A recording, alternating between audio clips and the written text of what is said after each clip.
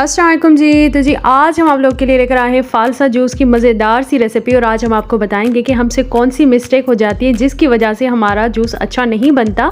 और उसके अलावा हम इसमें कुछ फ्लेवर भी ऐड करेंगे और उसको थिक सा बनाएंगे तो बहुत ही मज़ेदार सा ये जूस बनता है। रेसिपी को एंड तक देखिएगा कि ये मज़ेदार सी रेसिपी हम कैसे बनाते हैं और इसको आप किस तरीके से स्टोर कर सकते हैं वो भी हम आपको बताएँगे। तो चले जी रेसिपी को करते हैं स्टार्ट।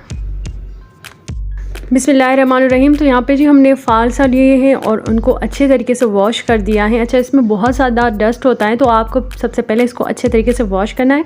उसके बाद जी हमने ब्लेंडर के जग में 2 कप फालसा ऐड किए और उसके अलावा हम इसमें चीनी ऐड करेंगे। चीनी आप अपनी टेस्ट के अकॉर्डिंग यूज़ कर सकते हैं। और 1 टीस्पून काला नमक ऐड किया। काले नमक के साथ इसका फ्लेवर बहुत ही अच्छा आता है। अब जी हम इसमें पानी ऐड करेंगे। 2 से 3 ग्लास आपने इसमें पानी के ऐड करने हैं।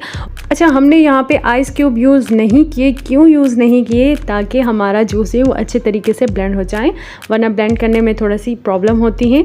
ठीक है जी। तो इसको हमने थिक सा बनाना है। और कुछ लोग जो है उनको पसंद होता है कि ज़्यादा जो है थिक ना हो, लेकिन कुछ जो है उनको थिक पसंद होता है। तो मैं आपको दोनों तरीके बताऊँगी कि किस तरीके से आप इसको थिक बना सकते हैं और किस तरीके से आप इसको जो है थिक नहीं बना सकते। और इसमें हम कुछ फ्लेवर भी ऐड करेंगे। देखिए कि कितना थिक सा हमारा जूस बना है। इसको हम छान लेंगे। यहाँ पे जो हमने छन्नी यूज़ किया ना उसके मोटे मोटे से सुराख है। इसका मतलब ये है कि आपका जूस जो है वो थिक बनेगा। अगर आपने इससे ज़्यादा पतला बनाना है तो आपकी जो छन्नी हो, जिससे हम चाय छानते हैं, कुछ इस तरीके की छन्नी या कोई कपड़ा मलमल का आप यूज़ करेंगे ना, उससे आपका जूस जो है इतना ज़्यादा गाढ़ा नहीं बनेगा। यहाँ पे हमें गाढ़ा जूस बनाना था, इस वजह से हमने ये वाली छन्नी यूज़ की है। उसके अलावा जी जूस को छानने के बाद थोड़ा सा जो पल्प बचेगा उसमें भी हम पानी ऐड करेंगे ताकि थोड़ा सा भी जो है हमारा जूस वो ज़ाया ना हो।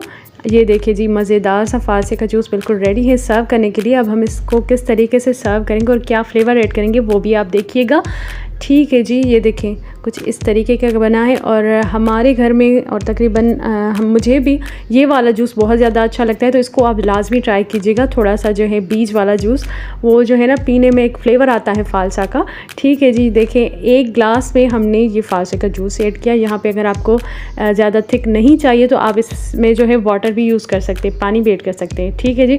तो 2 ग्लास हमने बनाए हैं। 1 ग्लास में जी हम ऐड करेंगे जामे शीरीन शरबत। आप चाहे तो रूह अफ़ज़ा भी ऐड कर सकते हैं, कोई भी शरबत ऐड कर सकते हैं।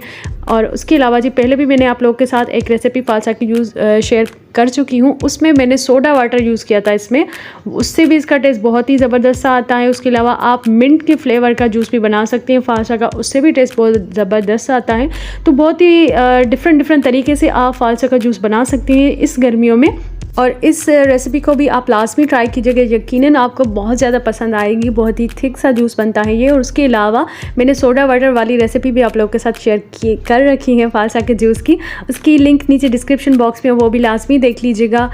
और देखिए कि कितना मज़ेदार सा और कितना यमी सा लग रहा है, ठंडा ठंडा शरबत, वो भी थिक सा।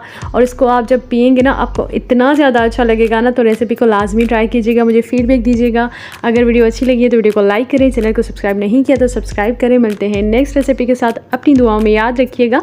अल्लाह हाफिज़।